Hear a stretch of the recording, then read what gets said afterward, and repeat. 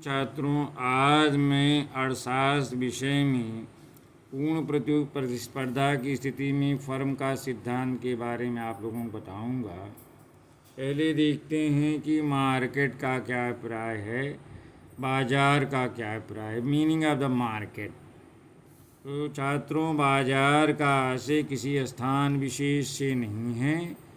जैसे हम गए बाजार में, एक छोटे से बाजार को केवल उसी को बाजार अर्थशास्त्र में नहीं कहते। इसका मतलब क्या है कि उस संपूर्ण क्षेत्र से होता है। समझो, मान लीजिए आप किसी ज़िले में रहते हैं, उस ज़िले में जितने भी ग्रामीण शहरी क्षेत्र सभी मार्केट हैं, तो सबको मिला करके एक बाजार कहते हैं, जहाँ किसी वस्तु के क्रेता विक्रेता फैले होते हैं, जिनमें स्वतंत्र प्रतियोगिता होती है। स्वतंत्र प्रतियोगिता होती है, जिसके परिणाम स्वरूप उस वस्तु की कीमत सर्वत्र एक ही होती है। यानी बाजार में एक कीमत पे सभी वस्तुएं मिल रही हैं। जिनकी इच्छा होती है खरीदते हैं, जिनकी इच्छा होती है नहीं खरीदते। तो ऐसे विक्रेता भी हैं, विक्रेताओं की संख्या ज़्यादा होती है और वो भी वस्तुओं को क्रेताओं को बेचते हैं। तो कीमत एक रहती है, तो ग्राहक की विक्रेता की इच्छा पे ही बाजार निर्भर करता है, चाहे जहाँ सामान लें। अब क्रेता और विक्रेता भी उसी से जुड़ा हुआ शब्द है, बायर एंड सेलर। क्रेता एवं विक्रेता दोनों ही बाजार के महत्वपूर्ण अभिन्न अंग हैं। अतः क्रेता विक्रेता के अभाव में बाजार की कल्पना की नहीं जा सकती। यानी मार्केट में दो लोग रहेंगे तभी उसको बाजार कहते, नहीं बाजार का कोई अर्थ नहीं होता। यानी क्रेता रहेंगे और विक्रेता, खरीदने वाले को क्रेता कहा जाता है अर्थशास्त्र में, और जो बेचता है दुकानदार जो सामान, उसको विक्रेता कहते हैं, उसी को मार्केट कहते हैं। तो बाजार में आप देखेंगे कोई निश्चित नहीं होता कि कितने क्रेता रहेंगे एक समय में, कितने विक्रेता हैं, यानी कोई निश्चित नहीं रहता है। इनकी संख्या कम भी हो सकती है और अधिक भी हो सकती है। स्वतंत्र प्रतियोगिता, परफेक्ट कंपटीशन। बाजार में, अर्थशास्त्र में जिस बाजार की बात हो रही है, उसमें क्रेताओं और विक्रेताओं, बायर एंड सेलर में स्वतंत्र प्रतियोगिता होनी चाहिए। स्वतंत्र प्रतियोगिता मतलब ये है कि क्रेता चाहे जहाँ से, जिस विक्रेता से चाहे, अपना सामान खरीदने के लिए स्वतंत्र होता है। बाद नहीं, मजबूर नहीं है कि हमें इसी दुकान से, इसी विक्रेता से लेना है। यानी स्वतंत्र प्रतियोगिता का अर्थ है क्रेताओं और विक्रेताओं पर सौदा करते समय, यानी मार्केटिंग करते समय, किसी भी प्रकार का कोई प्रतिबंध, रिस्ट्रिक्शन नहीं होना चाहिए। एक कीमत, बाजार में क्रेताओं विक्रेताओं में स्वतंत्र प्रतियोगिता होगी। तो इसका रिजल्ट क्या होता है? जब कई दुकानदार बेचने वाले हैं, बहुत से ग्राहक खरीदने वाले हैं, तो उसमें बहुत कंपटीशन पाई जाती है कि हमारे यहाँ से सामान खरीद ले, और क्रेता चाहता है कि सस्ते में मिल जाए। तो इसका रिजल्ट ये होता है कि वस्तु की कीमत एक समय में एक ही होती है। यदि वस्तु की कीमत अलग अलग क्षेत्रों में अलग अलग है, तब मांग और पूर्ति की शक्तियाँ क्रियाशील हो जाती हैं। अंततः उसमें कीमत जो है समान हो जाती है कि कीमत पे सभी पूरे बाजार में चीज़ें मिलती हैं। अब यही एग्ज़ाम में दोस्तों, छात्रों, ये जो है प्रश्न, पूर्ण प्रतियोगिता का क्या अर्थ होता है और पूर्ण प्रतियोगिता की क्या विशेषताएं होती हैं, दो प्रश्न आता है। बहुत ही दीर्घ उत्तरीय प्रश्न होता बनता है। इसको आप ध्यान से सुने और समझें कि पूर्ण प्रतियोगिता क्या है और पूर्ण प्रतियोगिता की विशेषताएं क्या हैं। अब आते हैं इधर पुर से कि meaning of perfect competition. Hindi में कहेंगे पूर्ण प्रतियोगिता का क्या अर्थ है। तो पूर्ण प्रतियोगिता की पहले हम मीनिंग समझते हैं।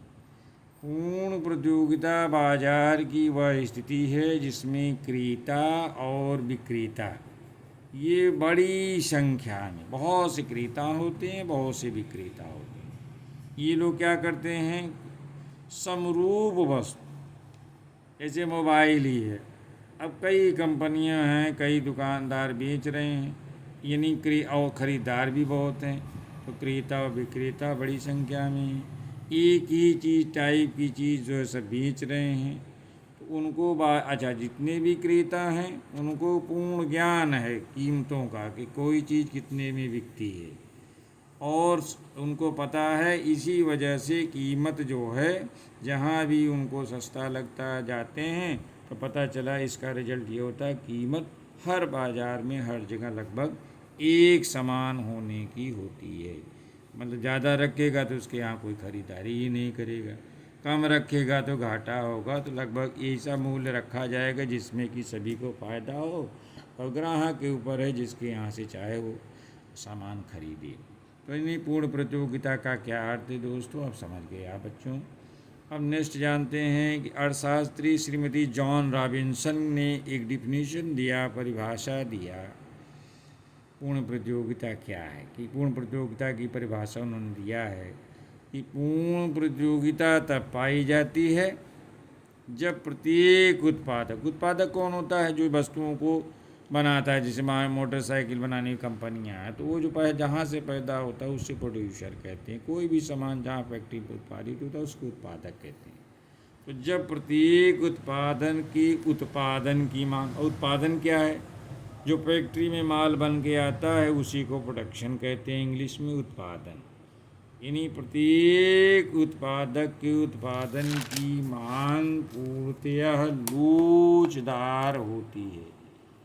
इसका अर्थ ये है, लोचदार के क्या होता है, अर्थ ये है कि अब आप पढ़ेंगे कि मांग की लोच क्या होती है, कि एक कीमत पर का मतलब जो है काफ़ी संख्या में वस्तुएं खरीदी जाती हैं, तो उसी को परफेक्टली इलास्टिक डिमांड कहते हैं। अब एक नए चैप्टर में समझाया जाएगा, और यहाँ इतना ही समझें, पूर्णतया लोचदार होती है। इसका मतलब क्या होता है, इसका अर्थ ये है कि विक्रेताओं की संख्या बहुत अधिक होती है बाज़ार में। ये नहीं कि एक ही दुकानदार है, अब आप मजबूर हैं चाहे जितना भी उस कीमत रखे आप लेने की मजबूर हैं, ऐसा नहीं होता। पूर्ण प्रतियोगिता में विक्रेताओं की, यानी जो बेचने वाले सामान हैं, उनकी संख्या बहुत अधिक होती है। आप स्वतंत्र हैं, जहाँ से चाहें खरीदारी करें। जिससे क्या होता है कि किसी एक विक्रेता का उत्पादन वस्तु के कुल उत्पादन का एक बहुत ही थोड़ा भाग होता है। यानी मार्केट से कोई विक्रेता हट जाए, दुकान हटा ले, तो कोई फर्क पड़ने वाला जो है मार्केट में नहीं रहता। सभी ग्राहक प्रतियोगी विक्रेताओं के बीच चुनाव करने की दृष्टि से समान होते हैं, यानी स्वतंत्र होते हैं कि किस विक्रेता से उनको सामान लेना है। अब पूर्ण प्रतियोगिता की विशेषताएं द्विसूत्री प्रश्न में आता है कि पूर्ण प्रतियोगिता क्या है। परिभाषा हमने लिख दिया, बता दिया, अब उसकी विशेषताएं बता देते हैं। Feature of perfect competition. पूर्ण प्रतियोगिता की मुख्य विशेषताएं निम्नलिखित हैं छात्रों। पहला ये है कि क्रेता और विक्रेताओं की अधिक संख्या का होना। सबसे बड़ी बात क्या होती है पूर्ण प्रतियोगिता में, कि बहुत से क्रेता रहते हैं और विक्रेता, इनकी नंबर ऑफ क्वांटिटी ज़्यादा होती है। पूर्ण प्रतियोगिता के अंतर्गत विक्रेताओं के साथ साथ क्रेताओं की संख्या बहुत ज़्यादा होती है, जिसके फलस्वरूप प्रत्येक क्रेता उद्योग के कुल उत्पादन का एक बहुत छोटा सा भाग खरीदता है। जैसे आप अकेले सिंगल मार्केट में जाते हैं तो आप बाज़ार पूरी तो खरीद नहीं पाएंगे, आप एक बहुत छोटा सा हिस्सा खरीदेंगे कुल उत्पादन जितना हुआ है। तो अर्थात वह अपनी सीमित खरीद, आपकी मांग एक सीमित रहेगी, एक व्यक्ति कितना खरीद सकता है। इसी कारण से ही वस्तु की कीमत को प्रभावित करने की स्थिति में आपके जाने या न जाने से बाज़ार पे कीमत पे कोई अकेले असर पड़ने वाला नहीं है। यानी आप कीमत को प्रभावित नहीं कर सकते, जो मार्केट में कीमत रहेगी उसी पे आपको खरीदना है। यानी क्रेता और विक्रेताओं की अधिक संख्या होना पहली विशेषता है पूर्ण प्रतियोगिता की। दूसरी बात है एक रूपत, होमोजेनस प्रोडक्ट। पूर्ण प्रतियोगिता के अंतर्गत सभी फर्मों द्वारा जो उत्पादित वस्तुएं हैं, यानी जितनी भी मार्केट में प्रोडक्शन आता है, चीज़ों बन के आती हैं, मान लीजिए मोबाइल ही आ गया, ये सभी वस्तुएं क्या होता है, ये देखने में रंग रूप साइज गुण। अब मोबाइल देखेंगे सबकी वही चीज़, रंग रूप साइज क्वांटिटी से वही रहता है, तो लगभग कीमत में समानता पाई जाती है। थोड़ा बहुत अंतर हो सकता है लेकिन ज़्यादातर कीमत एक समान होती है। तीसरा क्या है, फर्मों के प्रवेश छोड़ने की स्वतंत्रता। फर्म क्या होती, जो विक्रेता होते हैं उन्हीं को फर्म कहते हैं। इसमें क्या होता है कि इस मार्केट में पूर्ण प्रतियोगिता में कोई व्यक्ति जो है दुकान खोल के बैठ सकता है और बिक्री कर सकता है, जब चाहे मार्केट से दुकान बंद करके अपना उत्पादन बंद करके दूर छोड़ सकता है। यानी फर्मों के प्रवेश, यानी कोई भी आकर के नई दुकान खोल सकता है और जब चाहे वो मार्केट से छोड़ के भाग खड़ा हो सकता है। यानी दोनों स्थितियाँ हैं कि फर्मों के प्रवेश और छोड़ने की स्वतंत्रता रहती है। एंट्री करिए, जब मन कहे तो उसे छोड़ करके बाजार से निकल जाइए। पूर्ण ज्ञान, परफेक्ट नॉलेज। क्रेता एक चौथी विशेषता है पूर्ण प्रतियोगिता की, क्योंकि क्रेताओं और विक्रेताओं को वस्तु की कीमत की पूरी जानकारी होती है। क्रेताओं को इस बात का पूर्ण ज्ञान होता है कि भिन्न भिन्न विक्रेता वस्तु को किस कीमत पर बेच रहे हैं, और विक्रेताओं को भी ये ज्ञान रहता है कि कहाँ और कौन सी चीज़ कहाँ बिकेगी, किस चीज़ के खरीदार किस क्षेत्र में हैं, उन्हें इसकी पूरी जानकारी रहती है। पूर्ण गतिशीलता, परफेक्ट मोबाइलिटी, इसका मतलब क्या होता है छात्रों? पूर्ण प्रतियोगिता की एक मुख्य विशेषता ये भी है, इस प्रकार के जो मार्केट में वस्तुओं और सेवाएं और साधनों में गतिशीलता पाई जाती है। यानी वस्तुएं एक स्थान से दूसरे स्थान पे जा सकती हैं। सर्विसेज भी आप कहीं भी उपलब्ध, जैसे आजकल है घर बैठे सामान आ जाता है, उस सर्विसेज में आ जाता है। इसमें पूरी गतिशीलता होती है, बस आप मांग किए सामान हाजिर हो गया। उत्पादन के साधन विभिन्न उद्योगों में से जहाँ कहीं रोजगार चाहते हैं वहीं जाने को मुक्त होते हैं। यानी पूर्ण गतिशीलता पाई जाती है। अब नेक्स्ट, यातायात लागतों का अभाव, नो ट्रांसपोर्टेशन कॉस्ट, कॉस्ट माने लागत। यानी पूर्ण प्रतियोगिता की विशेषता क्या है कि बाजार में वस्तु के यातायात की लागत का कीमत पर कोई प्रभाव नहीं पड़ता। यानी कोई भी कीमत लागत जो है यातायात पे नहीं लगती है, यातायात का खर्च नहीं आता है। विक्रय लागत का अभाव, पूर्ण प्रतियोगिता की नेक्स्ट विशेषता क्या है छात्रों? विक्रय लागत का अभाव होता है। नो सेलिंग कॉस्ट, सेलिंग माने बेचना, यानी बेचने की कोई कॉस्ट नहीं लगती। जैसे पूर्ण प्रतियोगिता में विक्रेता यानी जो दुकानदार है अपनी चीज़ बेचने के लिए क्या करता है?